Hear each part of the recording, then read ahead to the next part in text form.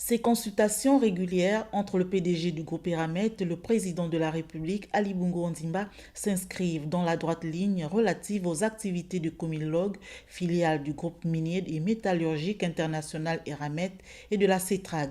Christelle Bories, PDG d'Eramet, accompagnée d'une forte délégation, est venue en début d'année dresser les performances de ces deux entreprises. Nous avons partagé les réalisations de Comilog sur l'année 2022, qui sont nombreuses et qui sont extrêmement positives, tant en termes d'augmentation de la production qu'en termes de travaux de RSE pour les populations.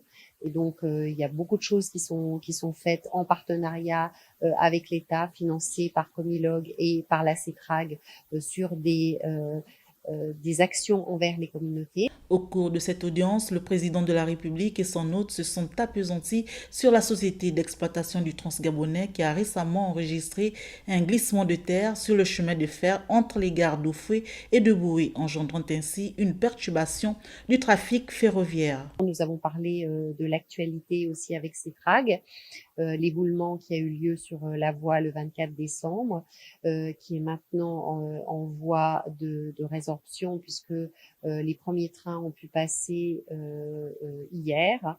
Ce sont des tests et le fret va pouvoir recommencer progressivement.